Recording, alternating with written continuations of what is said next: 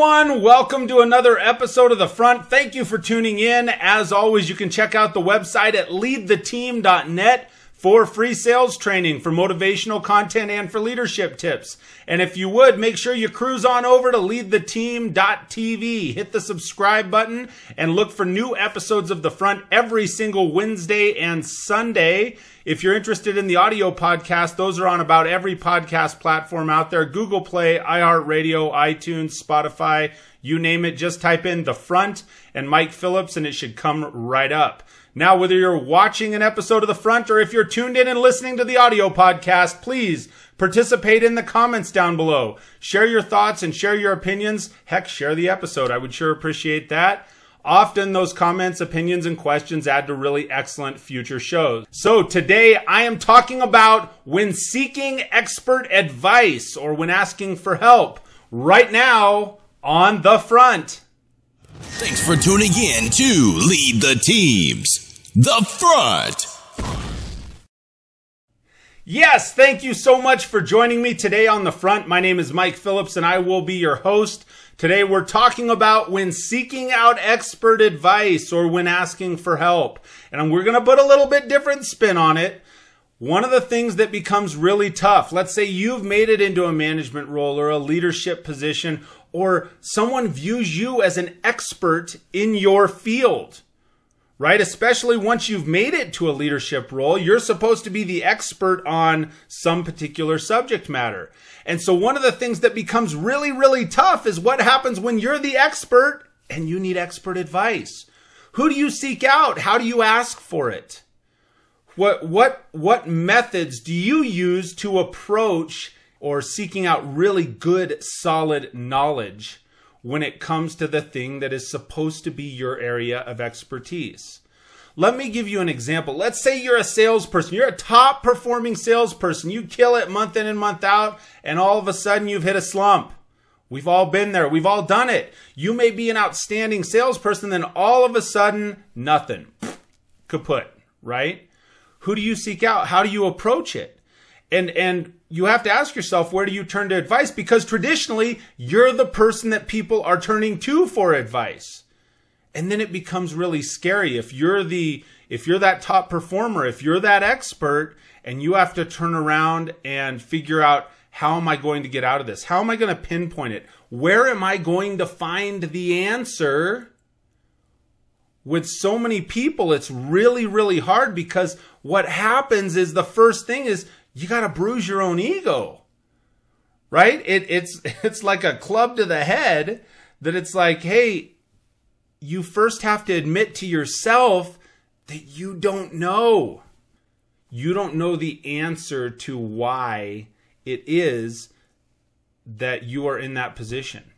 And I've even experienced this recently, going through in my business, working through BDC, and you're trying to figure out, look, where's the traffic? Where's the leads coming from? And normally, my office is the go-to. You go in and you pull up the dashboards and you look at Google Analytics and you dive into everything, and gosh, there it is, right?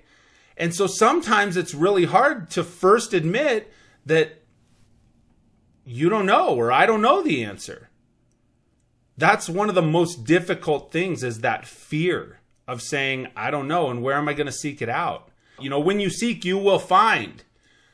And you got to find the right people. Like they say, iron sharpens iron. So you got to go find absolute awesome people that you believe have the answers. Don't just, this is one of those times that you probably don't just Google it and take the first returned result, because that may not always be the solution. And what I did for this afternoon, I compiled 4 additional reasons why experts, especially leaders, people that are in those top roles, are fearful to ask for advice of other experts. So here's there's 5 altogether. 1 being, obviously, you have to admit that you don't know the answer. The next one is fear of being a bother to the other person. Like you're worried that you're going to annoy them or frustrate them. And you're saying, oh my gosh, this is something that's so easy. I just got to figure out where this is coming from. And you're worried to be a pain in somebody else's butt or to take up their time, because it's supposed to be an easy answer, right? Well, if it was an easy answer, you'd have the answer to the question. The second one is fear of not wanting to owe someone something, right? There's that law of reciprocation. In other words, if I ask you something and you do provide me the answer, and especially if it's a really good one, gosh, I'm going to owe you in return. People don't want to feel indebted to other people. People that you're connected to, really good advisors and friends and connections, they're not going to hold that over your head anyway. It's just a blank and vacant fear. The next one is fear of being embarrassed or appearing weak, fear of failure. We all have fear of failure. You're afraid that if you ask somebody else the question, you say, hey, I don't know the answer to this. I don't know where this traffic is coming from or where this traffic's not coming from. I don't know how to get to the next step in the sales process. I don't know why all of a sudden I'm not selling cars. You're afraid that that other person is going to take that and use it against you because they go, man, this guy's just weak sauce, or this gal's just weak sauce, right? You're afraid, and normally unnecessarily, because most people, if they're really truly an expert, if they're a champion and they're a mentor, they're going to look at this as an opportunity to share something with you, to help grow you. That, to me, if somebody asks me an opinion on something like that, I have gratitude. I'm excited, right? Because I have an opportunity to shine. Don't steal that opportunity from other people. Let them shine. Don't allow your own fears to soak you up, to eat you up, so that you're not willing to ask for somebody else's advice or opinion. And the last one is good old fear of rejection. That's right. You're worried that if you ask the person that you're seeking out that expert advice from, that piece of expert advice, you're worried they're going to tell you no. Well, I'll give you the number one reason. You want to know the number one reason that they will tell you no? Is because they don't know the answer either. And if they don't know the answer either, here's the cool thing, is then you can make an even stronger connection because you can seek it out together. And there is a lot of satisfaction in seeking out an answer to a problem with somebody else. You get the high fives and all the excitement that goes along with it. You can develop a strong connection with somebody when seeking an answer alongside them. But the whole fear of rejection thing, it's not valid. I'm telling you it's not valid. Because people genuinely, in most cases, they want to help.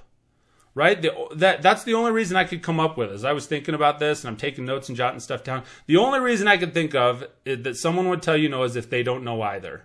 That's all I could figure out. So that is my list of when you're seeking expert advice, when you're looking for expert opinions and you are the expert or you're the leader, if you're asking for help, then I'm telling you the number one thing, knock all the fear out of it.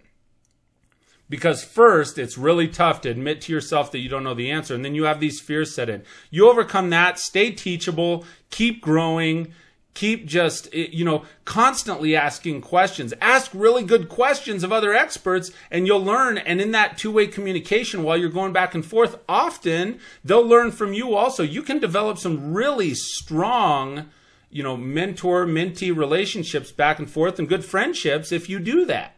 So stay teachable and keep growing. That's the best advice that I could offer, that I could say right now as far as becoming a leader or becoming an expert in an area, is make sure you continue to learn and grow. So that is my message today on the front. Thank you so much for joining me. I really appreciate it. Remember, I do this every single Wednesday and Sunday. And if you got something out of this episode, make sure you give it a thumbs up, share it on your social media. I would really appreciate that. And until we speak next, I hope you have an absolutely fantastic day. We'll talk to you soon.